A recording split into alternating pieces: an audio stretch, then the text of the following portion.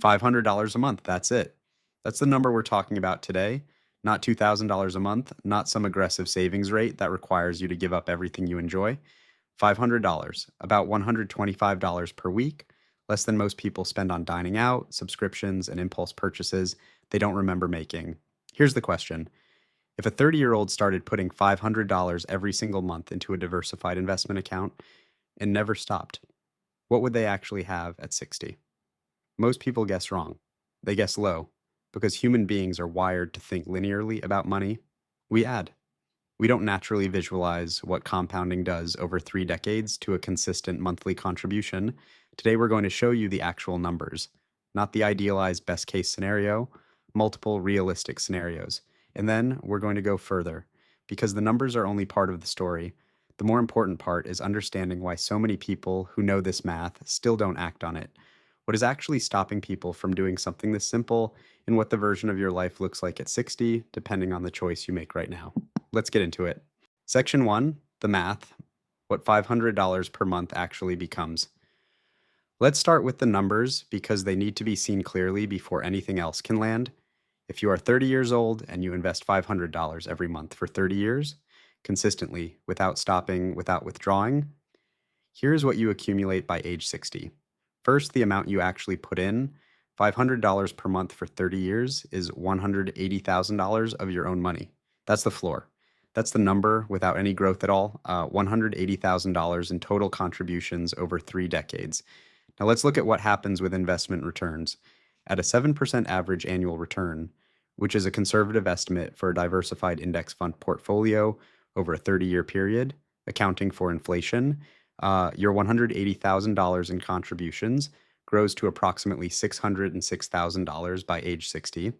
Let that sink in for a moment. You put in $180,000, you end up with $606,000. The market, the compounding of returns over time, added more than $425,000 on top of what you actually contributed. You more than tripled your money. Not because you picked the right stocks, not because you timed the market perfectly, simply because you were consistent and patient. But let's look at a slightly better scenario. At an 8% average annual return, still within the realistic range for a long-term diversified equity portfolio, that same $500 per month for 30 years grows to approximately $745,000. And at 10%, the historical long-run average of the US stock market before inflation, you cross $1,130,000. Over $1 million from $500 a month, starting at 30. These are not projections pulled from an optimistic brochure. These are the outputs of standard compound growth calculations. The math is not complicated. What's rare is seeing it laid out plainly and letting yourself actually feel the scale of what consistent, patient investing produces. Section 2, what happens when you start later? Now let's look at the other side of this because the numbers above tell you what's possible, but the numbers below tell you what it actually costs to wait. Let's say you're 30 right now. You know you should start investing, but you delay. Life is busy. The money always seems to go somewhere else. And you tell yourself you'll get serious about it at 35. Just 5 more years. What does starting at 35 instead of 30 actually cost you?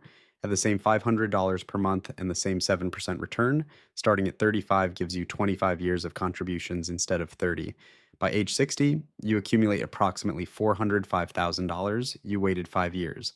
That 5-year delay cost you approximately $200,000 in ending wealth, not $200,000 of your own money. You actually saved $30,000 less in contributions. The $200,000 difference is almost entirely the compounding that those 5 early years produced. 5 years, $200,000. Now, let's extend that out. What if you wait until 40? Starting at 40, investing $500 per month for 20 years at 7%, you end up with approximately $260,000 at 60, compared to the $606,000 you would have had starting at 30. You waited a decade.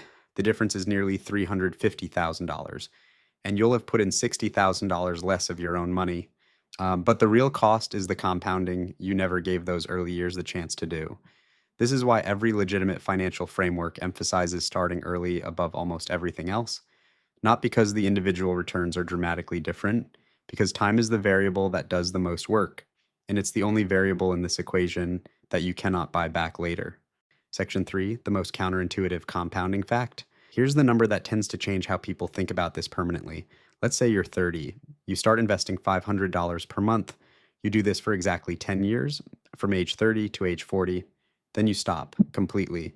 You never add another dollar, but you leave everything you've built untouched and let it continue to grow at 7% for the remaining 20 years until you're 60.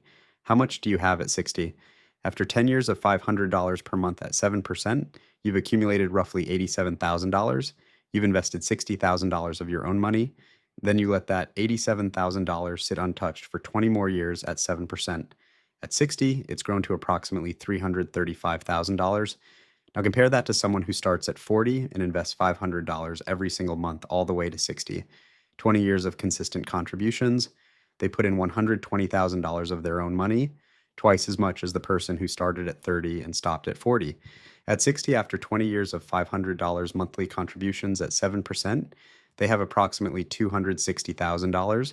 The person who invested for only 10 years, starting earlier, ends up with $75,000, more than the person who invested consistently for 20 years, starting later. That is what compounding does. The early years don't just matter, they matter disproportionately. The first decade of consistent investing does more work than the following 2 decades combined in many scenarios. This is not a motivational metaphor.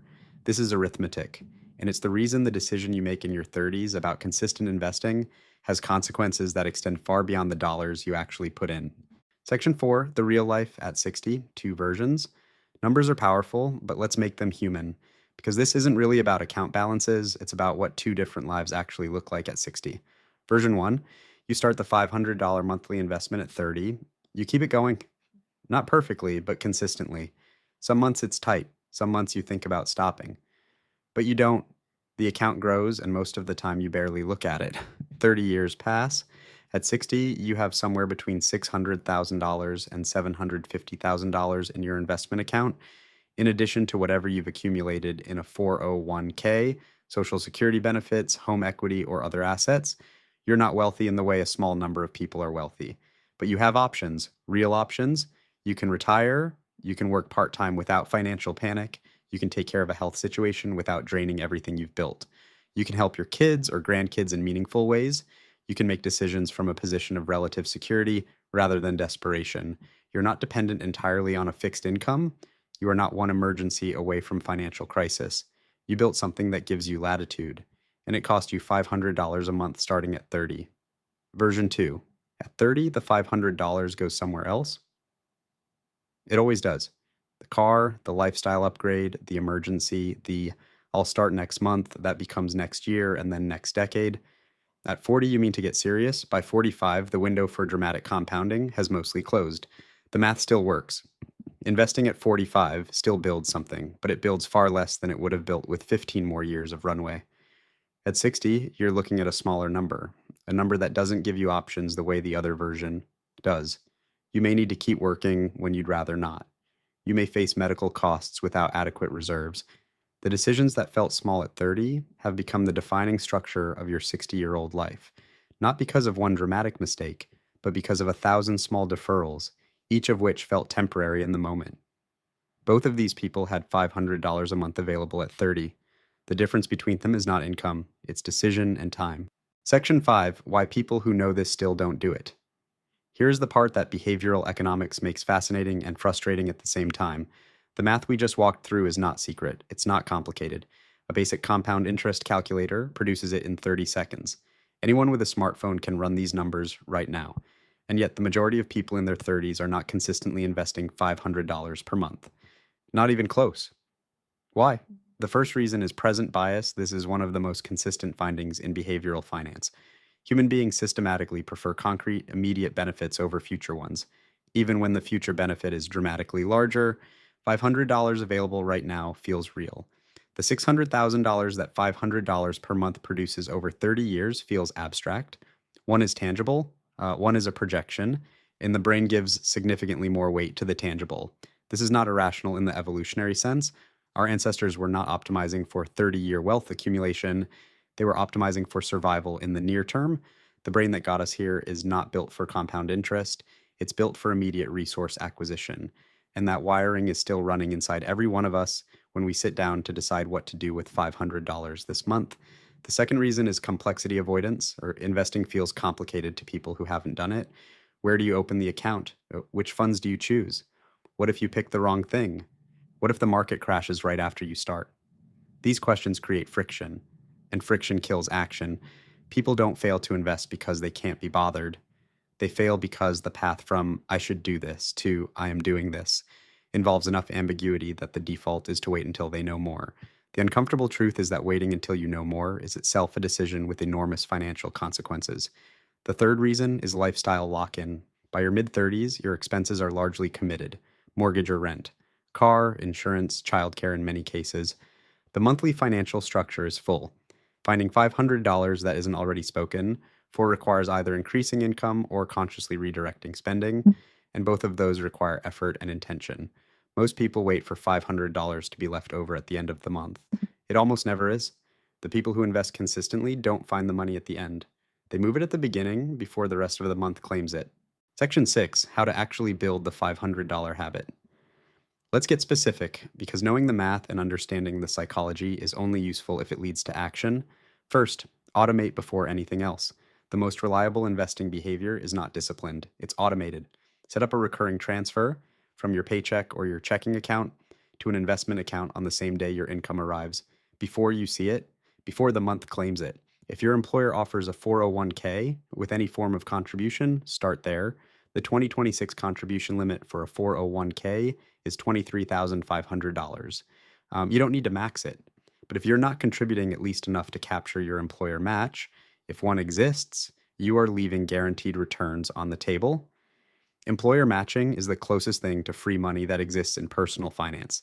If you're self-employed or your employer doesn't offer a retirement plan, a Roth IRA is one of the most powerful tools available for someone in their 30s. Contributions in 2026 are allowed up to $7,000 per year, just under $584 per month, and the growth is tax-free. At your current income level, there's a reasonable chance you're in a lower tax bracket now than you will be in retirement. Paying taxes now on a Roth and withdrawing tax-free at 60 is the right trade for most people in their 30s. Index funds are the vehicle for most of this. Low cost, diversified, and they eliminate the decision fatigue of picking individual stocks. A simple 3-fund portfolio, a total US market index fund, an international index fund, and a bond fund covers the essential diversification most long-term investors need. The expense ratios on major index funds from Vanguard, Fidelity, and Schwab in 2026 are low enough to be nearly irrelevant over time. Second, start where you are, not where you want to be. If $500 per month feels out of reach right now, start with $200 or $100.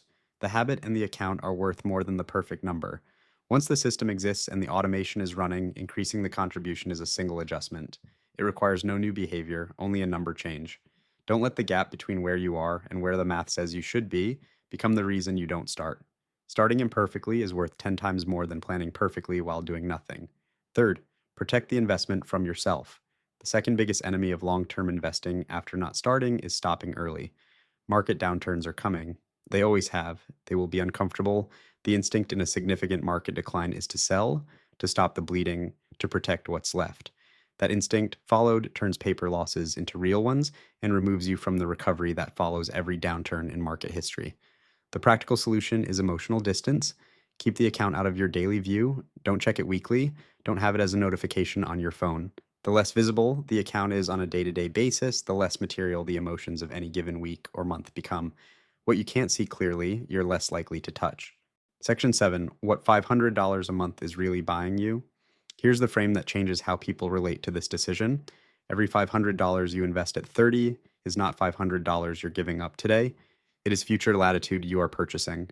When people think of investing as sacrifice, as giving up something they could have used now, they're running the wrong comparison. The comparison is not $500 today versus $500 at 60. The comparison is the life you have at 60 with options versus the life you have at 60 without them. Options are the most valuable financial asset most people never think about directly. The option to retire when you want to rather than when you have to. The option to take care of your health without choosing between care and financial stability. The option to be generous with the people you love because you have something to be generous with. The option to weather a crisis without it becoming a catastrophe. Those options are not free. They are purchased month by month through consistent behavior that prioritizes the future version of yourself at least as much as the present one. $500 a month at 30 is not a financial transaction. It is a promise you make to the 60-year-old version of yourself that they will have a different set of choices available to them than the version who didn't start. That promise is worth keeping. Here's what I want you to take away. The math is not the hard part. The math is clear, it's available to everyone, and it has been for decades. The hard part is closing the gap between knowing and doing, between understanding what compounding produces and actually setting up the account, the automation, and the commitment to leave it alone. Most people live their entire 30s intending to start, meaning to get to it, waiting for the right moment, the right amount, the right understanding of exactly how to do it. The right moment is right now. The right amount is whatever you can automate today. The right understanding is this: you don't need to know everything, you need to start something. The 60-year-old with $600,000 in an investment account didn't do anything heroic. They made one decision at 30 or 32 or 34, and they kept it running. They didn't pick the perfect stocks. They didn't time the market, they just started. They automated, they stayed out of their own way. You can do the same thing, not perfectly, not all at once, but starting today with whatever number is honest and real for your situation, you can begin building the structure that gives the future version of you something the version of you that waited will wish they had. Start the account, set the transfer, leave it alone. 30 years from now, that decision will be the one you're most grateful you made.